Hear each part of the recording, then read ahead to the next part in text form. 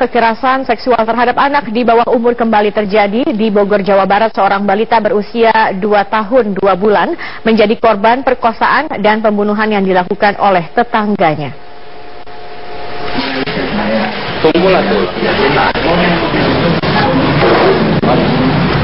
Budiansyah, pemuda berusia 26 tahun, warga kampung Pabuaran Tonggoh, Cibung Bulang, Kabupaten Bogor ini dibekuk pihak Unit Reskrim Polsek Cibung Bulang setelah diketahui melakukan pembunuhan dan pemerkosaan terhadap LN. LN yang saat itu tengah menonton TV dengan ketiga temannya di rumah pelaku. Namun saat temannya keluar rumah, pelaku memperkosa korban kemudian membunuhnya. LN yang tak kunjung pulang ke rumah sempat dinyatakan hilang oleh pihak keluarga pada Minggu siang. Saat itu pelaku pun ikut membantu mencari korban. Namun akhirnya korban ditemukan warga pada Senin malam dalam keadaan mengenaskan di samping rumah pelaku. Belakangan diketahui jasad korban sempat disimpan di dalam lemari oleh pelaku. Dan akibat perbuatannya pelaku terancam hukuman 20 tahun penjara.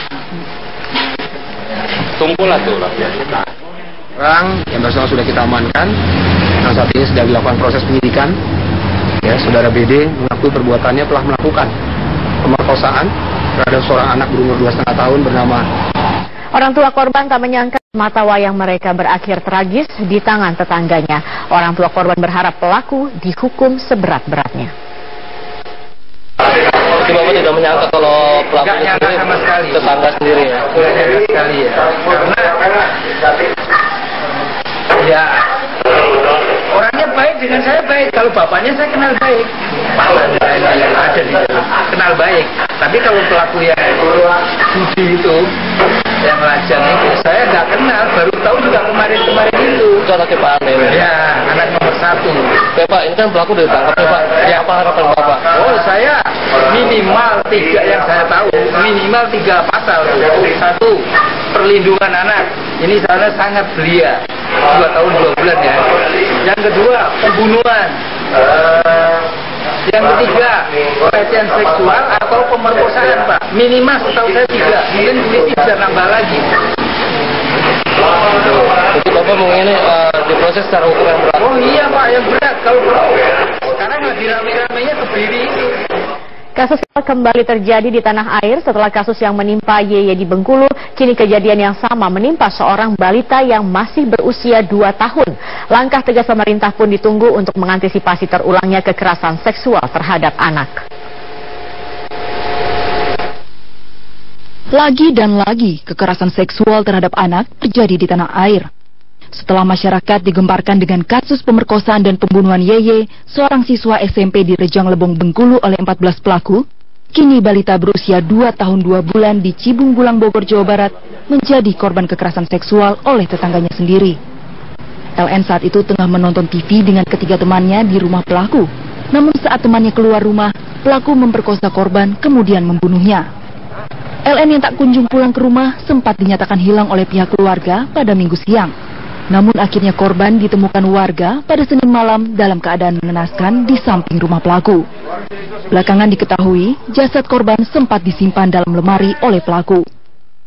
Kasus kekerasan seksual yang terus terulang menjadi bukti bahwa berbagai wacana pemerintah untuk memperberat hukuman bagi pelaku bukan jawaban atas berbagai persoalan kekerasan seksual.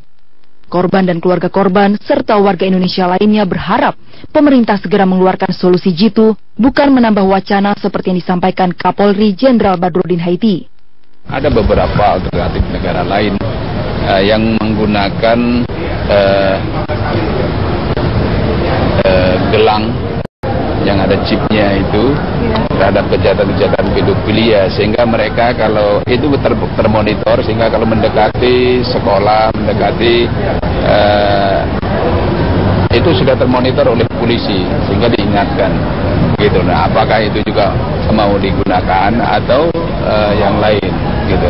Tetapi yang jelas memang kita sepakat ada hukuman tambahan, tetapi bentuknya apa nanti kita. Sementara psikolog anak Eli Risman menilai pemerintah sebaiknya tak hanya fokus pada jenis hukuman yang dijatuhkan pada pelaku, tetapi mengkaji karakter anak dalam memandang pornografi agar pemerintah dapat membentuk sistem pembentukan karakter anak yang lebih baik. Ini nggak bisa hanya membicarakan masalah hukum pemberatan hukuman. Ini masalah kerusakan otak. Seharusnya pemerintah melakukan terlebih dahulu penelitian tentang kerusakan otak itu. Jadi anak-anak yang melakukan kejahatan sama anak-anak yang kita perkirakan belum terpapar sama sekali oleh pornografi, dilakukan scanning pada otaknya, kemudian kita lihat hasilnya. Nah, kalau memang benar bahwa pornografi, miras, narkoba merusak otak, katakanlah pornografi saja, maka dari situ udah jelas gitu loh, masing-masing departemen mau melakukan apa. Kemudian harus sepakat para ahli, saya psikolog sama psikiater, neuroscience, dokter anak, dokter umum, pekerja sosial, semuanya jadi tahu bidangnya apa dan apa yang kami bisa berkontribusi.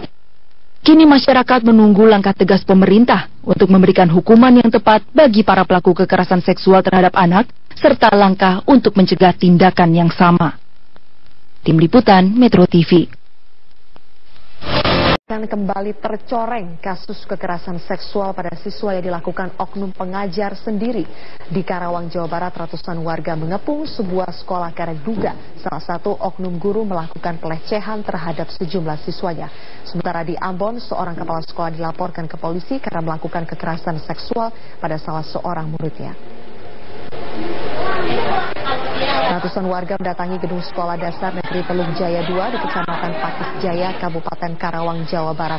Warga menuntut pelaku oknum guru berinisial DR yang diduga telah melakukan pencabulan terhadap anak didiknya sendiri.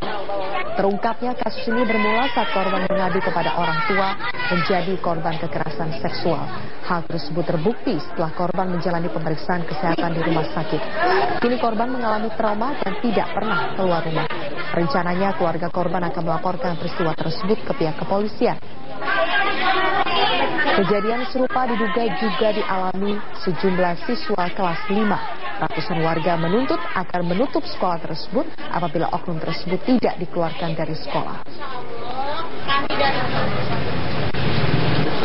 Sementara itu di Maluku Tengah, keluarga seorang siswa yang menjadi korban kekerasan seksual melaporkan Kepala SD Negeri Waiputi, Kecamatan Lehitu Barat, Kabupaten Maluku Tengah berinisial RU ke Polres Pulau Ambon. Kepala sekolah tersebut dilaporkan atas dugaan kekerasan seksual pada korban yang masih duduk di kelas 5.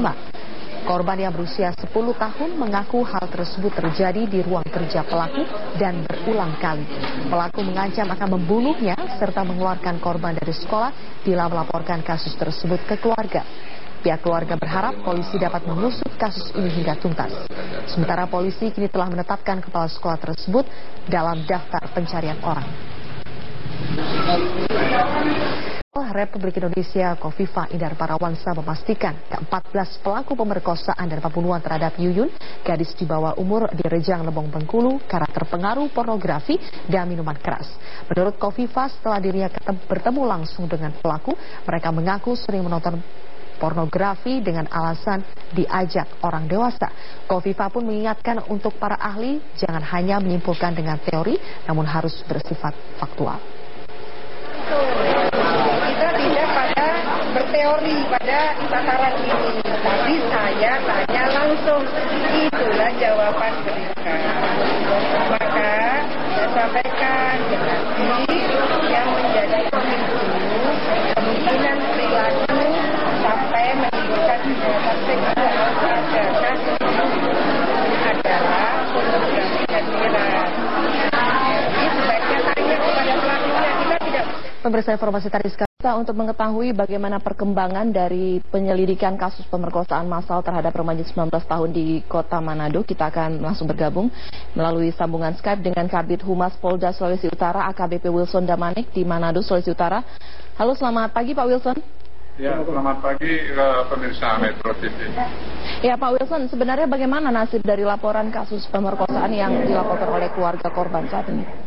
Saat ini. Apakah memang tidak ada pelimpahan dari Mapolresta Manado sebelumnya, Pak? Jadi kalau dibilang masalah perkembangan penanganan kasus ini, kami informasikan semua laporan masyarakat itu pasti ditangani, sudah pasti. Nah, namun di dalam kasus ini secara kasuistis, karena ini melibatkan ada beberapa wilayah Sulawesi Utara dan wilayah Gorontalo, tentu kita perlu ya diharapkan hasil pemeriksaannya nanti benar-benar bisa dipertanggungjawabkan baik pemerintah pemeriksaan terhadap saksi-saksinya sendiri, demikian juga pemeriksaan pada atau ketentuan-ketentuan terhadap para tersangka yang hingga sampai saat ini para tersangka ini juga kita masih kesulitan untuk menemukannya karena dari saksi-saksi yang diperiksa sementara bahwa para tersangka ini tanda kutip katanya tidak kenal para pelaku ini. Nah, dan diharapkan juga ini menjadi suatu PR sama kita kepolisian daerah Sulawesi Utara untuk segera menuntaskan kasus ini. Ya, Pak Wilson, jadi sebenarnya apakah laporan dari kasus ini sendiri sebenarnya sudah masuk ke Polda atau belum?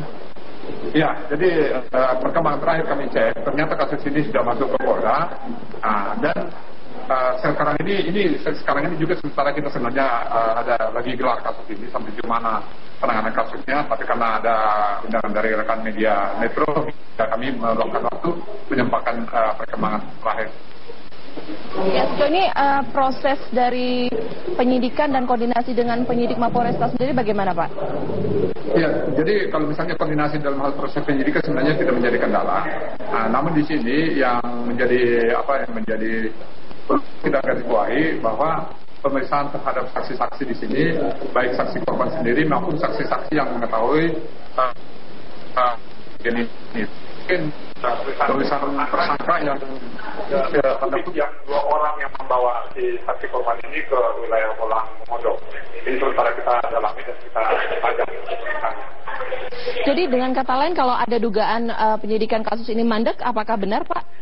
Jadi sebenarnya kalau istilah mandek sebenarnya tidak ada mandek, tapi penanganan ini karena kita ketahui juga begitu menjadi suatu kasus yang atensi juga ini, sampai juga kasus-kasus lain, ya semuanya kan harus segera sama-sama jalan. Ya. Ya, Pak Wilson, lalu juga ada dugaan, Pak, keterlibatan dari 2 oknum polisi aktif. Apakah Bapak sendiri sudah mendapatkan informasi ini? Ini informasi yang masih tanda kutip sama kita. Katanya, ini kata bersumber-sumber katanya, bahwa adanya keterlibatan oknum polisi yang aktif melakukan suatu pemerkosaan ini. Ya mungkin saya juga baru mengetahui ini, karena sehemat kami sampai jauh ini sebenarnya sudah bukan merupakan satu kasus. Kalau memang ada melibatkan anggota, sebenarnya itu sudah merupakan satu kasus atensi ya. Tapi kalau kelihatannya baru kali ini muncul ini sebenarnya melibatkan anggota. Tapi ini tidak menjadi suatu kendala sama kita. Tetap akan kita usut kalau memang benar-benar ada keterlibatan anggota. Tentu aturan hukum tetap ditegakkan, tidak terkecuali di dalam hal proses penegakan hukum. Pak Wilson, jadi dari sejumlah pelaku ada dikatakan belasan, apakah pihak kepolisian sudah mengetahui berapa banyak jumlah pasti dari pelaku pemerkosaan ini, dan apakah memang ada yang mungkin yang sudah diamankan atau ditahan? Sampai sejauh ini belum ada yang kita amankan karena hasil pemeriksaan ini masih sebentar berjalan untuk proses pengembangan lebih lanjut. Termasuk juga yang menurut katanya tadi itu ada keterlibatan dari oknum anggota polisi, ini juga masih kita pertajam untuk mencari kebenaran yang sebenarnya. Oke, baik. Terima kasih Pak Wilson untuk kebersamaannya bersama dengan Metro Kini. Ya.